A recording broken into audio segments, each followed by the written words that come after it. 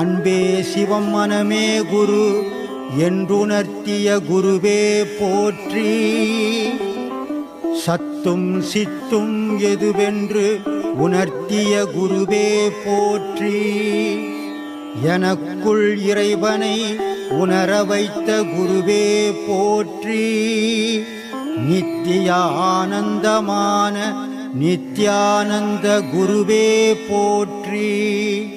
குரு பிரம்மஸ்ரீ நித்யானந்தரே போற்றி போற்றி.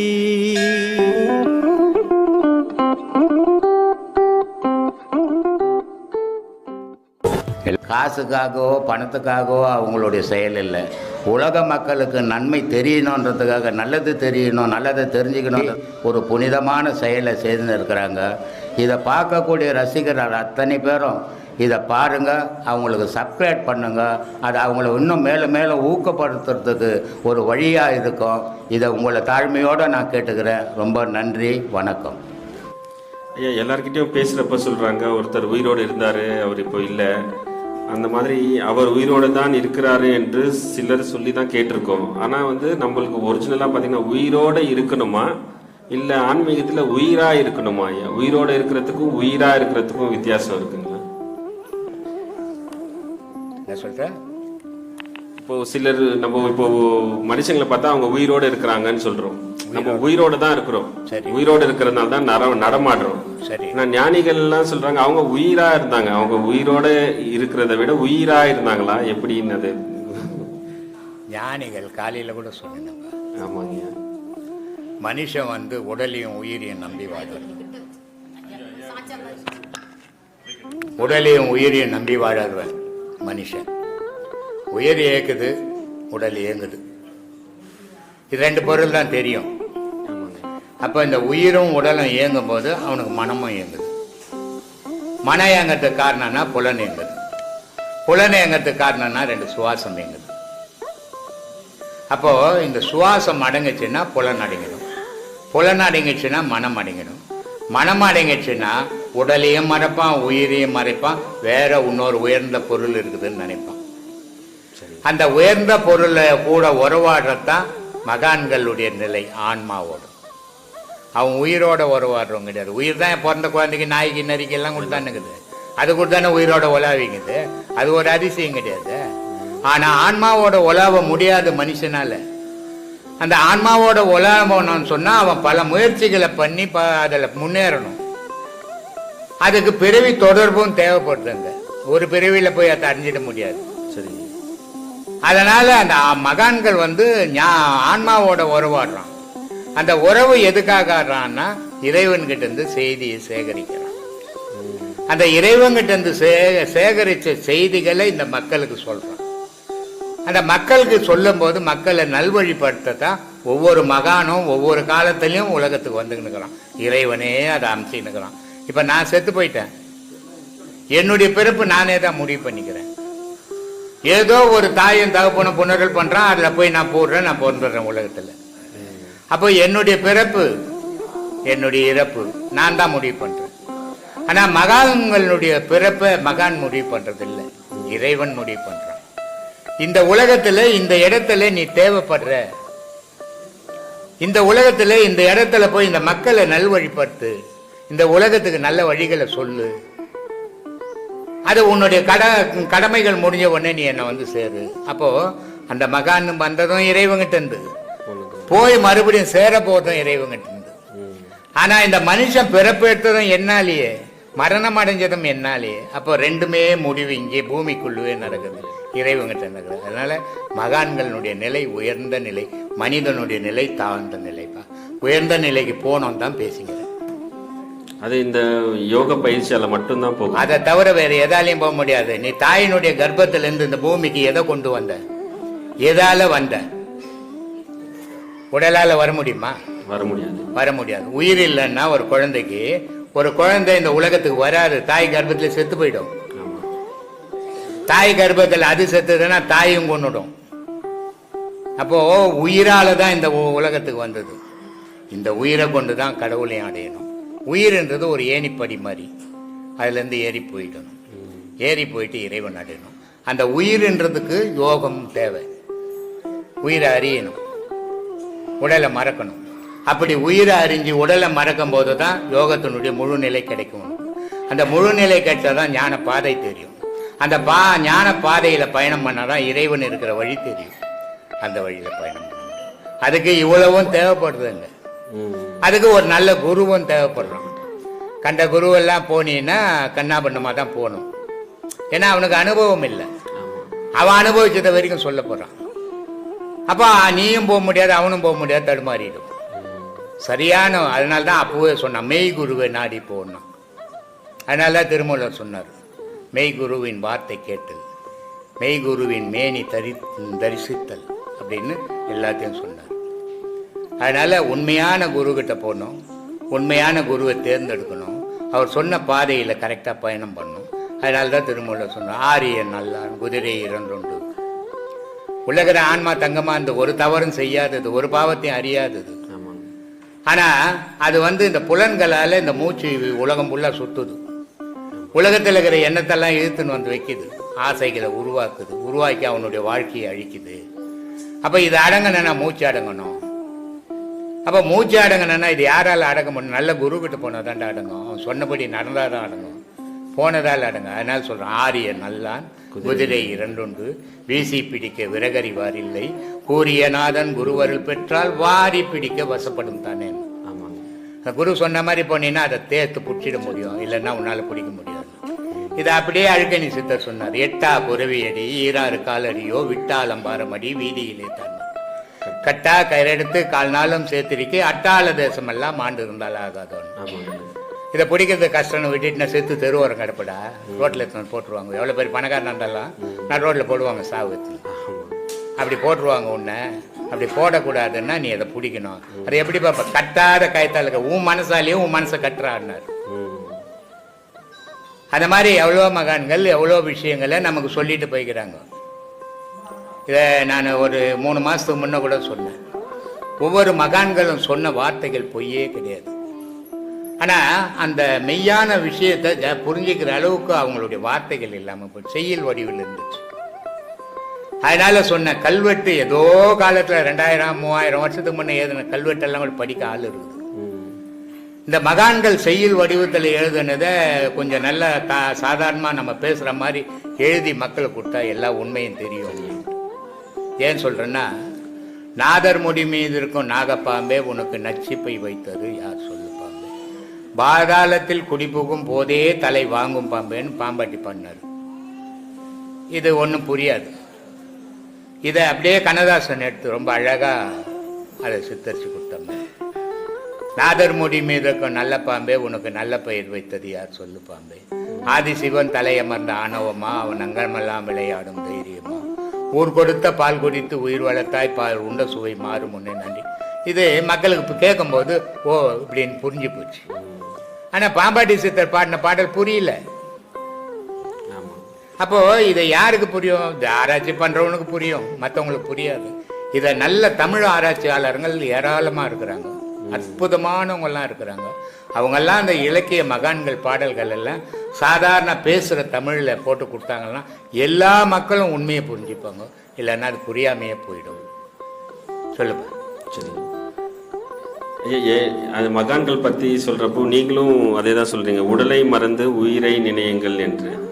இப்போ உயிரையே நினைக்க நினைக்க நம்மளுக்கு என்ன கைகூடும் பார்த்தா நிஷ்டையும் சமாதியும் கைகூடும் என்று ஒரு ராமகிருஷ்ண பரமஹம்சர் சொல்றாரு. சமாதியை விட ஒரு பெரிய ஒரு தியான நிலை இல்லை அப்படின்னு சொல்றாரு. அப்போ இந்த உயிரை நினைக்க நினைக்க என்ன நேரிடக்கூடும் ஐயா? மறக்க நேரிடும். அதுதான் நிஷ்டைங்களா? நிஷ்டை வந்துடும். நிஷ்டையினுடைய தன்மை என்ன? இப்போ கனவு நிஷ்டை 2 இருக்குது.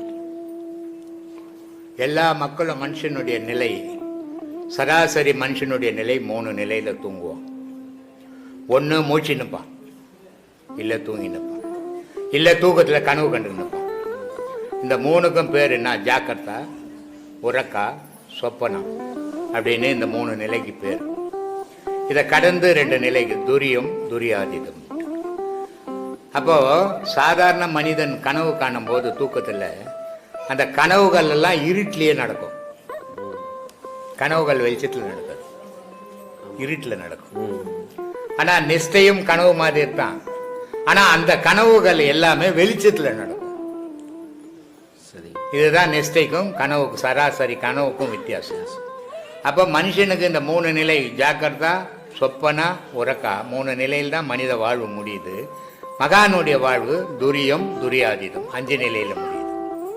அப்ப இந்த 5 நிலைக்கு போகும்போது உனக்கு நிஷ்டை ஏற்படுது. இந்த நிஷ்டையை பழக பழக பழக பழக துரியம் ஏற்படுது. இந்த துரியத்தை பழக பழக இறைவனுடைய நிலை ஏற்படுது. இப்படி அந்த 5 நிலை சொல்லுங்க. நன்றிங்க. மனதில், மனித உடலில் வந்து 2 பொருள் முக்கியமான ஒரு விஷயம் காலைல கூட சொல்லியிருந்தீங்க ஐயா, மனமும் ஜீவனும் அப்படின்னு சொல்லிட்டு. உடலை விட்டு ஜீவன் போனா நம்மளுக்கு சமாதி கட்டிடுறாங்க. அப்போ உடலை விட்டு மனம் போனால் என்ன ஆகும்? உடலை விட்டு மனம் போகுமா, போக முடியுமா? உயிர் போயிடுதுன்னு சொல்றோம், ஆனா மனசு உயிரோடு இருந்தா மனசு போகவே மாட்டேங்குது. மனசு இருந்துகிட்டே தானே ஐயா இருக்கு. மனசும் போகாது, உயிரும் போகாது, ஜீவனும் போகாது. இப்போ இதெல்லாமே கற்பனை. உயிர் தான் மனம். மனம் என்ற ஒரு பொருள் கிடையாது. இப்ப கண்ணு இருக்குது, ஒரு கெட்டி பொருள். காது இருக்குது, ஒரு கெட்டி பொருள். மூக்கு இருக்குது, ஒரு கெட்டி பொருள். வாய் இருக்குது, ஒரு கெட்டி பொருள். அதே மாதிரி உள்ள போனீங்கன்னா மண்ணீரல், கல்லீரல், நுரையீரல், இப்படின்னு 5 பொருள் அங்க ஒரே இடத்துல இருக்குது. இதுல மனம் என்ற பொருள் எது? அது பொருளே இல்லை. பொருளே இல்லைங்க, ஒண்ணுமே இல்லை. மனம் என்ற ஒரு பொருள் கிடையாது. இப்போ ஒரு நாய் இருக்குது, ஒரு புலி இருக்குது, ஒரு சிங்கம் இருக்குது, எல்லாமே இருக்குது. ஆனா உயிர் இருக்குது, மனம் இல்லை. எப்படி அதுக்கு மட்டும் மனம் இல்லைன்றோம்? சாப்பிடுது, கத்துது, கொலைக்குது, எல்லாமே செய்யுது. அப்போ அது என்ன மனுஷனுக்கு மட்டும் மனம் இருக்குது, உனக்கு மற்றதுக்கெல்லாம் மனம் இல்லைன்றீங்க அப்படின்னு கேள்வி வரும் இல்லையா? அதுக்கு பொண்டாட்டி, அதுக்கு உறவு, அதுக்கு சொத்து சேர்க்கணும், நாளைய உலகத்தை வாழணும் அப்படின்றதுலாம் அது கிடையாது.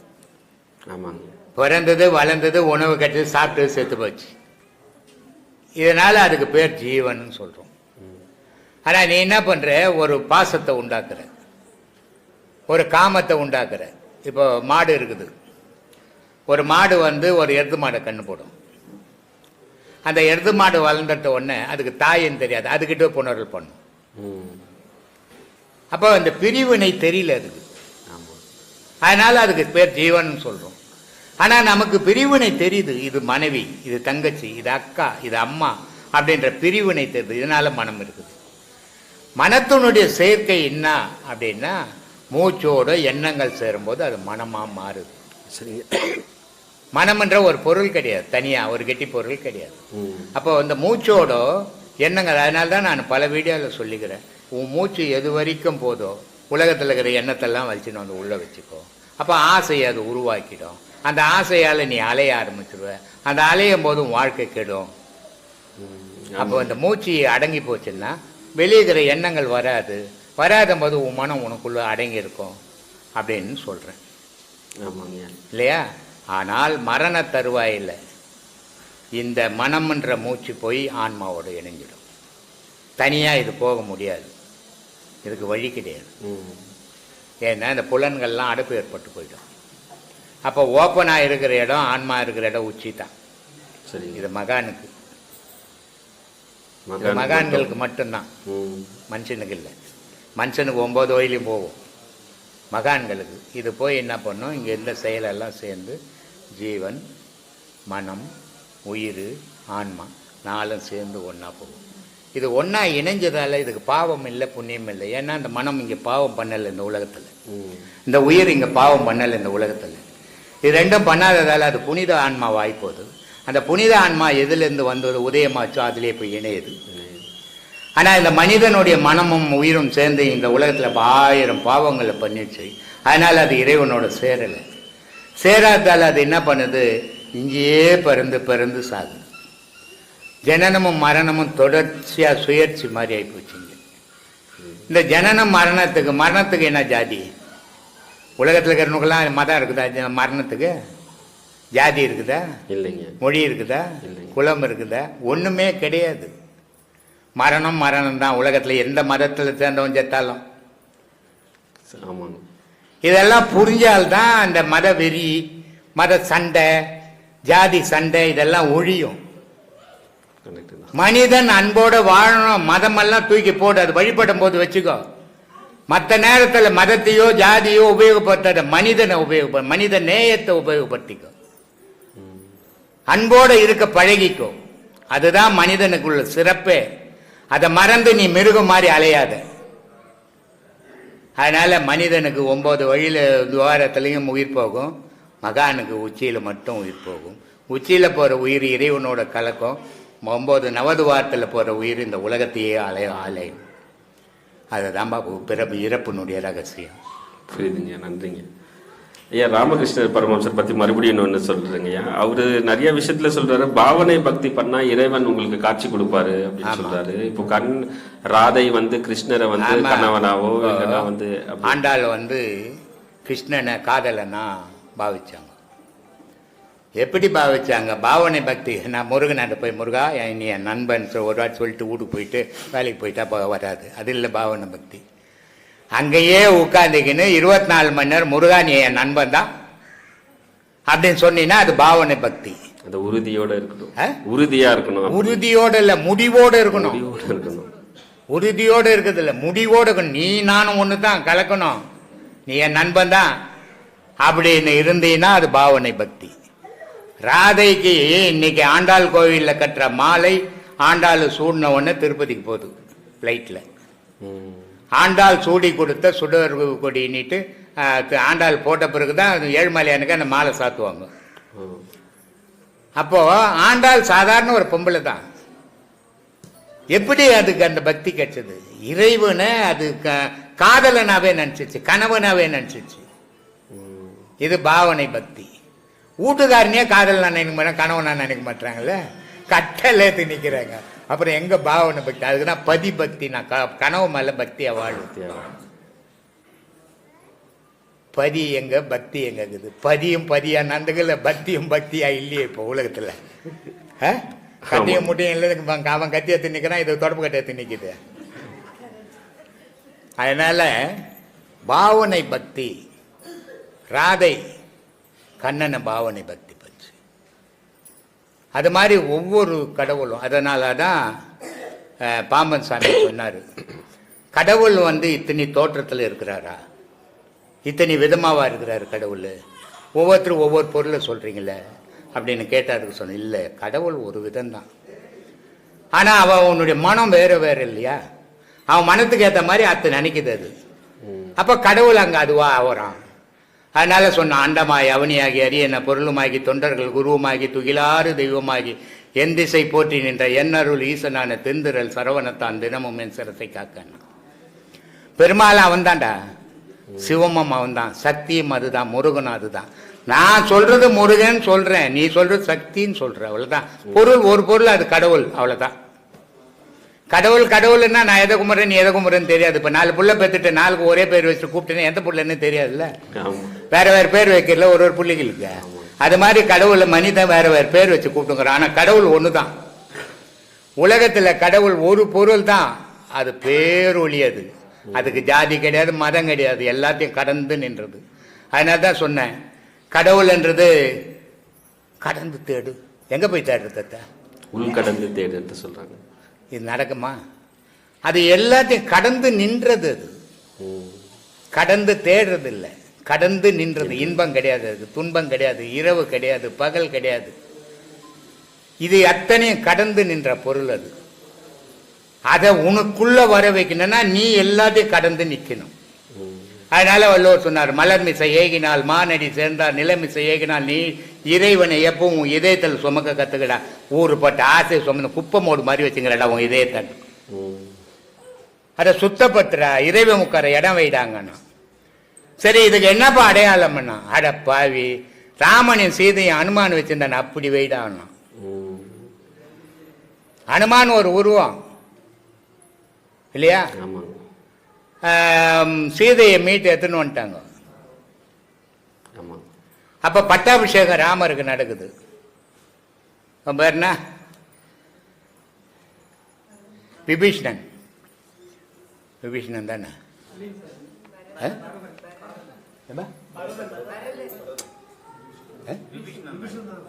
விபீஷணன் தானே? ராவணன் தம்பி. விபீஷ்ணன். அவன் என்ன பண்ணுறான், இவனுக்கு விபீஷ்ணனுக்கு ராவணன் இறந்த உடனே ராமர் பட்டாபிஷேகம் பண்ணி வைக்கிறார் இலங்கையை. இவ்வளோ பெரிய உதவி செய்த அவங்களுக்கு ஏதாவது ஒரு பரிசு கொடுக்கணும் அப்படின்ட்டு ஒரு மாலை எடுத்துன்னு வரான். இதை பட்டாபிஷேகம் பண்ணது ராமர். அங்கே இலங்கையில் இருந்து துன்பத்தை அனுபவித்தது சீதை. இந்த துன்பத்தை அனுபவித்த சீதைக்கும் பட்டாபிஷேகம் பண்ண ராமருக்கும் பாலமாக இருந்தது அனுமன் இல்லையா? 3 பேர் தானே, வேற என்ன இருந்தால் சொல்லுது. அப்போது ராமர்கிட்ட போய் அந்த பரிசை கொடுக்குறான். ராமர் சொல்கிறாரு, நான் உனக்கு பட்டாபிஷேகம் பண்ணேன், நீ இந்த பரிசை கொடுத்தீங்கன்னா நான் ஏதோ பிரதிபலனை எதிர்பார்த்து உனக்கு பட்டாபிஷேகம் பண்ண மாதிரி ஆகிடும். அதனால் எனக்கு வேணாம் அந்த பரிசு. சீதை அங்கே வந்து கஷ்டப்பட்டாங்க, அவங்களுக்கு கொடுத்துருணும். அப்போ சீதைக்கு எத்தனை போய் கொடுக்குறாங்க. சீதை சொல்கிறாரு, நான் இவ்வளோ நாள் அங்கே அனுபவித்த துன்பத்துக்கு ஏதோ பிரதிபலனை எதிர்பார்த்த மாதிரி ஆகிடும், அதனால் எனக்கு வேணாம். நாங்கள் அந்த இடத்த விட்டு கிளம்பி இங்கே வந்து ஒன்று சேர்றதுக்கு உதவியாக இருந்த அனுமனுக்கு கொடுங்க, அவன் தானே நினைச்சான் அப்படின்னு. அப்போ அனுமனுக்கு கொடுக்குறான். அனுமனுக்கு கொடுத்தா அந்த மணி வந்து கண்ணாடி மணி மாதிரி இருக்குது. அது ஒரு விலை உயர்ந்த மணி. அந்த கண்ணாடி மணியை பற்றி பற்றி பற்றி பற்றி பார்க்குறான். அப்போ விபீஷணன் கேட்குறான், என்னப்பா அதில் பரட்டி பார்க்குற? அதை பரட்டி பார்க்கறதில்ல, அதை ஒன்று ஒன்றே அவர் அறுத்துறான். இது என்ன இப்படி பண்ணுற? அதனுடைய விலை என்னான்னு தெரியும், உன் குரங்கு பூத்தியை காட்டுற, அது அவ்வளோ விலை உயர்ந்த பொருளை அவங்களுக்கு கொடுக்குறேன் நான், அதை போய் இப்படி அறுத்து போடுறேன்னா அது எவ்வளோ விலை உயர்ந்ததாவது இருக்கட்டும், அதில் என் ராமருடைய உருவம் தெரியுதான்னு நான் பார்க்குறேன், எங்கேயுமே தெரியல, அதனால் தெரியாதெல்லாம் அறுத்துறேன் அப்படின்னு. சரி, அந்த கண்ணாடி இதில் வந்து உன்னுடைய ராமரை தேடுறிய நீ, அப்போ உன் இதயத்தில் ராமர் இருக்கிறாரா, நீ பார்க்க போறியான்னு? ஆமாம், இதயத்தை பிளந்து காட்டுறான். ராமரும் சீதையும் இதயத்தில் உட்காந்துறாங்க. தெய்வ பக்தி அப்படி இருக்கணும். அனுமனுக்கு பறக்கிற சக்தி கிடையாது, ஸ்ரீராமன் ஒன்று பறக்க ஆரம்பிச்சிடறான். நம்பிக்கை.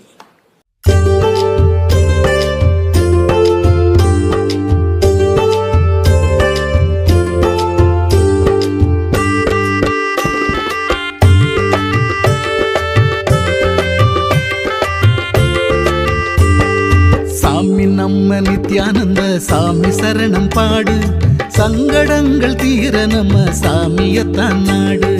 சாமி நம்ம நித்யானந்த சாமி சரணம் பாடு, சங்கடங்கள் தீர நம்ம சாமியத்தான் நாடு. சண்முகனின் சந்நிதியே அவர் வசிக்கும் வீடு, சண்முகனின் சந்நிதியே அவர் வசிக்கும் வீடு. புன்னகைத்து அரவணைப்பார் சாமி பதம் நாடு. சாமி நம்ம நித்யானந்த சாமி சரணம் பாடு, சங்கடங்கள் தீர நம்ம சாமியத்தான் நாடு.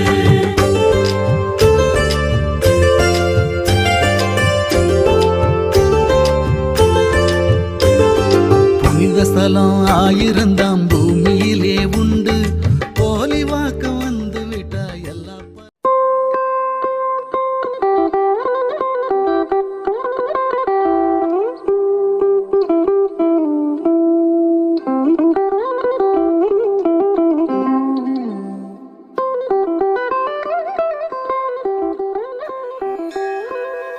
அன்பே சிவம் மனமே குரு என்றுணர்த்திய குருவே போற்றி. சத்தும் சித்தும் எதுவென்று உணர்த்திய குருவே போற்றி. எனக்குள் இறைவனை உணர வைத்த குருவே போற்றி. நித்திய ஆனந்தமான நித்யானந்த குருவே போற்றி. குரு பிரம்மஸ்ரீ நித்யானந்தரே போற்றி போற்றி.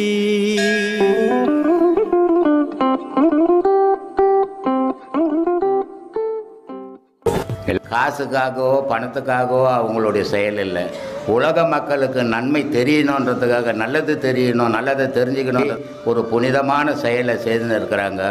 இதை பார்க்கக்கூடிய ரசிகர்கள் அத்தனை பேரும் இதை பாருங்கள், அவங்களுக்கு சப்ஸ்கிரைப் பண்ணுங்கள். அது அவங்கள இன்னும் மேலே மேலே ஊக்கப்படுத்துறதுக்கு ஒரு வழியாக இருக்கும். இதை உங்களை தாழ்மையோடு நான் கேட்டுக்கிறேன். ரொம்ப நன்றி, வணக்கம்.